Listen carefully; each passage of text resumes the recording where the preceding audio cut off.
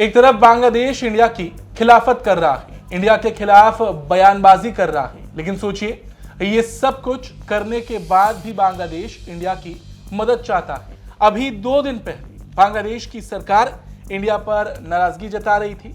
वजह बनी पूर्व प्रधानमंत्री शेख हसीना की नई दिल्ली से हुई लाइव प्रेस कॉन्फ्रेंस। बांग्लादेश ने तब कहा था कि भारत ने हसीना को मंच देकर दोनों देशों के रिश्ते सुधारने की कोशिशों को नुकसान पहुंचाया। यहां तक कि बांग्लादेश ने इसे अपनी संप्रभुता का अपमान बताया और भारत से शेख हसीना को प्रत्यर्पित करने की मांग दोहराई। लेकिन अब तस्वीर का दूसरा पहलू समझिए। ये सब कुछ बांग्लादेश ने 2 दिन पहले किया और अब खबर है कि बांग्लादेश भारत से मदद चाहता है।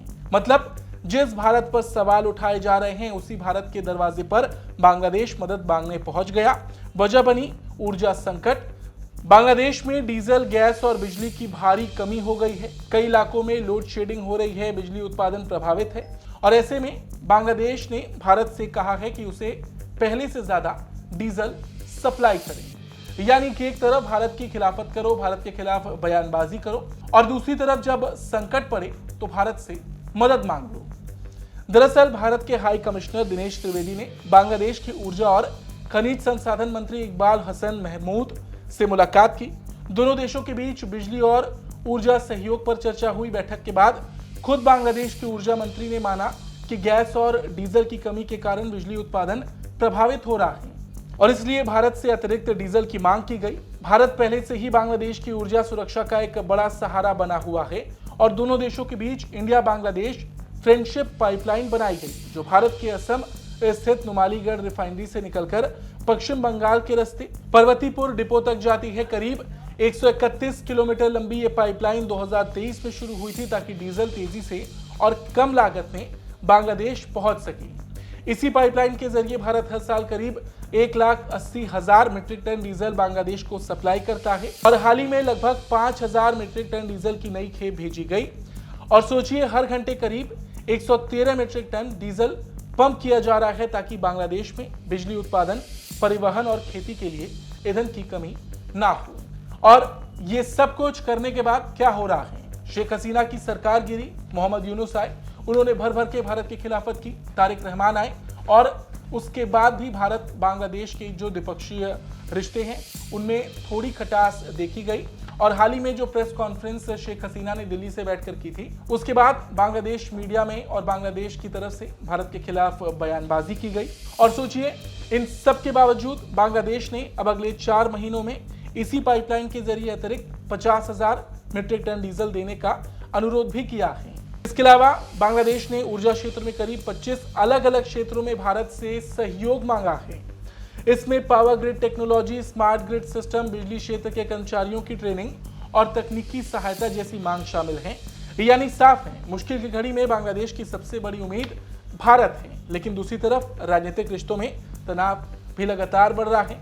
ये सब कुछ बांग्लादेश की सरकार की तरफ से जब हो रहा था, यानी कि एक तरफ बयानबाजी हो रही थी, एक तरफ मदद मांगी जा रही थी, उस बीच पूर्व प्रधानमंत्री शेख हसीना की प्रेस कॉन्फ्रेंस और उनके बेटे का एक बड़ा बयान भी बहुत चर्चा में था। सबसे पहले शेख हसीना की प्रेस कॉन्फ्रेंस की बात करते हैं। नई दिल्ली से हुई उनकी वर्चुअल प्रेस कॉन्फ्रेंस पर बांग्लादेश सरकार भड़क गई थी। ढाका ने आरोप लगाया था कि भारत ने हसीना को मंच देकर द्विपक्षीय संबंधों को नुकसान पहुंचाया। उसने ये भी कहा कि जुलाई 2024 के आंदोलन में मारे गए लोगों का ये अपमान है। हालांकि भारत पहले साफ कर चुका है कि इस प्रेस कॉन्फ्रेंस का आयोजन एक निजी मीडिया संस्था ने किया था और सरकार का इससे कोई लेना देना नहीं था। उधर प्रेस कॉन्फ्रेंस में शेख हसीना ने भी बड़ा ऐलान किया था। उन्होंने कहा था कि वो इस साल दिसंबर में बांग्लादेश लौटेंगी, चाहे उन्हें जेल भेज दिया जाए या उनकी हत्या कर दी जाए, लेकिन वो वापस अपने देश जरूर जाएंगी। हसीना ने मौजूदा सरकार पर लोकतंत्र खत्म करने, विपक्ष पर कार्रवाई करने और अभिव्यक्ति की आजादी दबाने का आरोप भी लगाया। वहीं उनके बेटे साजिद वाजिद ने भी एक तीखा बयान दिया। उन्होंने तो ये तक कह दिया कि बांग्लादेश अब एक फेल्ड स्टेट बनता जा रहा है। उनका दावा था कि देश में मानवाधिकार और अभिव्यक्ति की आजादी खत्म हो चुकी है और सबसे बड़ा आरोप उन्होंने ये लगाया कि अगर हालात नहीं बदले तो भारत की पूर्वी सीमा पर बांग्लादेश एक और पाकिस्तान बन सकता है और भविष्य में आतंकवादियों का नया ठिकाना बन सकता है। यानी एक तरफ भारत पर आरोपों की बौछार, शेख हसीना की वापसी को लेकर सियासी टकराव और दोनों देशों के रिश्तों में बढ़ती कड़वाहट। लेकिन दूसरी तरफ जब ऊर्जा संकट गहराया, जब बिजली और ईंधन की कमी ने बांग्लादेश की मुश्किलें बढ़ाई, तब सबसे पहले जिस देश की याद बांग्लादेश को आई वो भारत है।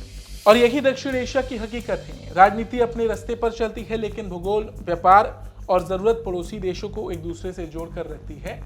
और रही बात भारत की, तो भारत ने बांग्लादेश की तमाम बयानबाजी, तमाम विरोध के बावजूद उसकी मदद नहीं रोकी। और इस बार जब बांग्लादेश ने खुलकर सामने से भारत की मदद मांगी है, तो जरूर भारत इस पर विचार करेगा और उसकी मदद का कोई ना कोई रास्ता जरूर निकाला जाएगा।